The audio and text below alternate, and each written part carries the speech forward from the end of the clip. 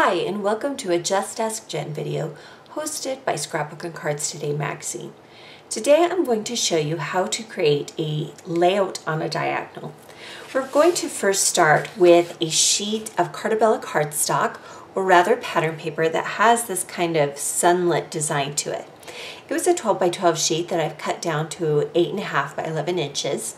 We're going to do this smaller format page. However, if you like 12 by 12 inch layouts, then just keep the papers larger and your photos larger. Then on top of that, I've taken a piece of white cardstock to which I have machine stitched around 3 sides, and we're going to only attach it so that this right side is right aligned with that pattern paper. So I machine stitched this beforehand. You can also omit this step if you're not comfortable with machine stitching, or if you like the look of hand stitching, that is another option. Once I have it on my pattern paper, I can then use my scissors to trim off any excess pieces of sewing thread. And I just used white, but you could mix it up and use color. So this is kind of an offset design. From here, we're going to build the diagonal, and we're going to do it with several different things. Let's start with some pattern paper. And this is an older pattern paper from Echo Park Paper, and I've pre-measured and pre-cut the items so that we can move through this page quickly. But you can see that it runs from the right side down to the left or left up, and it kind of has a parenthetical design. It kind of looks different in HD. It might look a little wonky and wiggly to you. And then we're going to use this charming tape from Cartabella just below that. And the nice thing about washi tape is you can do one of two things. You can just push it onto the back, or here we can just simply use some scissors. Make sure you get it nice and straight. There's a little bit of a crease in mine, and it's sticky enough that it will stay on your layout, but you can also move it at first. And actually, I think I can place this behind. So tape and pattern paper. Then we're going to bring in some yellow pattern paper, and I've cut it. It's a circle design. You can either do the scallops upside or down, so either way. So upside right or downside wrong, is that really a word? I'm not sure. But basically we're just building this diagonal design. Now for the next part of the design, we're going to add a doily, and this is where our photos are going to be. And I like to add a little bit of texture to the page. So we'll place this up here. And then I have 2 photos, and they're probably about 2.5 inches wide. I printed them out on photo paper, and I'm just going to go ahead and attach them here. You can also crop your photos and then mount them onto white cardstock if you like this look and you don't print at home. And you can see here we're going to place the photos on a diagonal as well.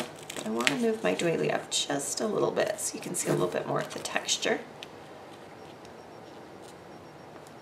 And I am aligning them with a little bit of a gap in between and a little bit of a gap below.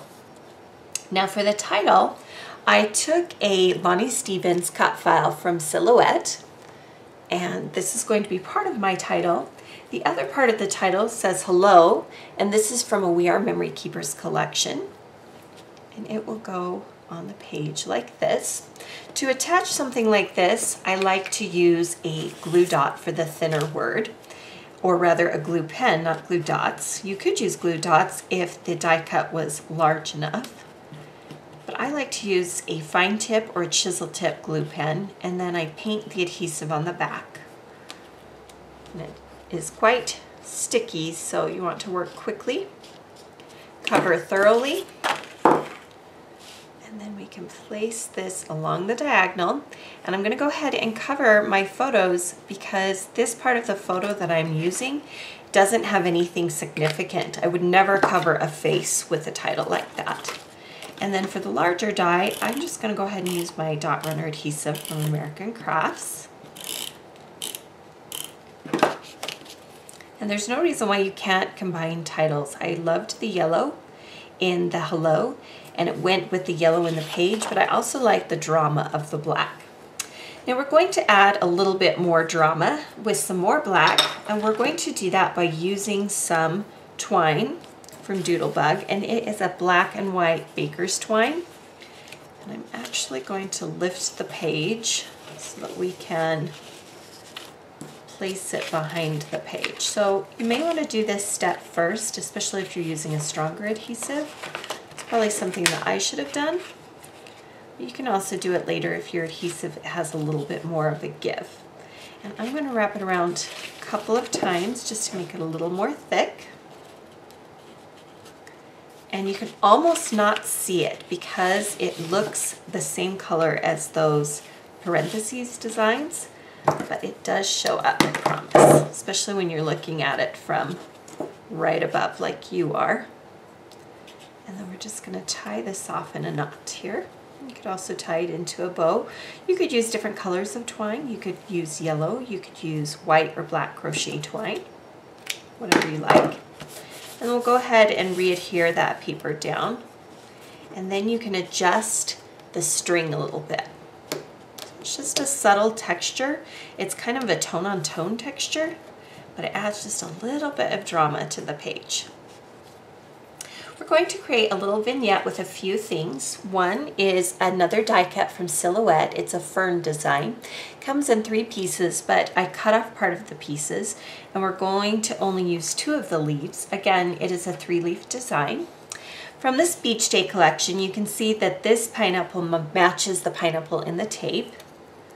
And we're going to go ahead and adhere that to the page.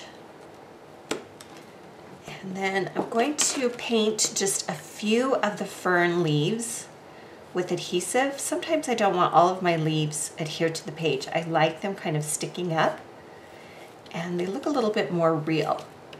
So tap down the ones that you've painted with adhesive or added adhesive to. Same on the smaller fern, just enough to kind of hold it in place. We're going to add another item to this vignette, and it is a flare badge from Fancy Pants Designs, and it is an anchor, and it already has a pop dot on it. If you find that it's not enough, it has a little small pop dot on it, and because we have that pineapple, it's raised a little bit more. Go ahead and add another pop dot. And then on the pineapple, we're going to bring in some orange. You can see that this pattern paper behind has a gradient that moves from yellow to orange, or if you flip the paper, it could be yellow to orange on the other direction. We're just going to add some coral orange enamel dots that kind of bring that orange color into this part of the page. Now there's a couple of tricks to do when you're doing journaling on the diagonal. Now if you're doing a full 12 by 12 page, you need to flip your journaling if you're printing it so that it prints landscape, meaning that instead of printing across this way, it's going to print on the longer side of the paper. You can also adjust your paper so that it is, if you have a regular printer, an 8.5 by 11 inch sheet, but then you can go as long as you want, and then you can adjust the printer so that it prints longer than a typical 11 inch paper. So this is 8.5 by 11. If you print this way, you only get 8.5. If you use only this size paper, you only get 11 inches here. If you want a longer strip of journaling, you need to use an 8.5 by 12. And that will work because it's going to go through the printer right here. So look at your printer instructions, see how you can kind of get around the ability to use different sizes of paper in your printer, and then you can print on the diagonal. I've printed on some craft cardstock. I'm going to show you a little trick I use, and I actually printed on the diagonal. I want to make sure that the journaling's straight.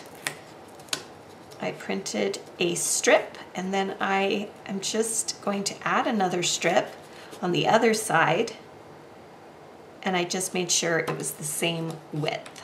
Actually, I'm going to move that in just a little bit.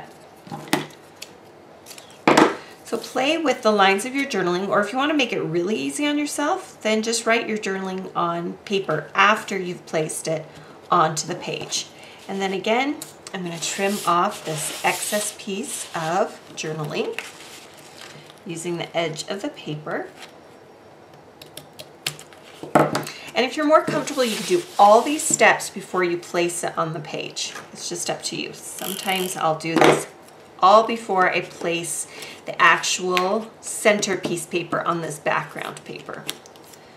Lift up that sticker just a little bit. That is a chipboard sticker. And we want to make sure that the line runs all the way along. And then we'll trim it off from the back so we get a nice straight line. So you can see how the journaling just comes across the page like this. Now let's add a little bit more orange to the page. We're going to do that with a coral file folder tab. This is from My Mind's Eye. And we're going to place it right behind that top piece. And that brings that coral up to the top. And then we're going to bring a little bit of that black to the top by adding photo corners just to the two top corners. Don't need them on the bottom, that's too much black. But just a little bit of black at the very top adds that drama back to the top of the page. Then I'm going to paint two more leaves. Again, the actual die cut comes with 3 different leaves that are attached. I'm going to go ahead and use them separately, and to do that I simply cut them apart. That allows me to use them however I like. You could also ungroup them in the Silhouette software if you're more comfortable with that. But it's also just as easy to just cut them out and then cut them later. We'll just add those ferns here at the top. And then finally we're going to add some orange washi tape from We Are Memory Keepers right over that line of tape, and that just brings in that orange down here.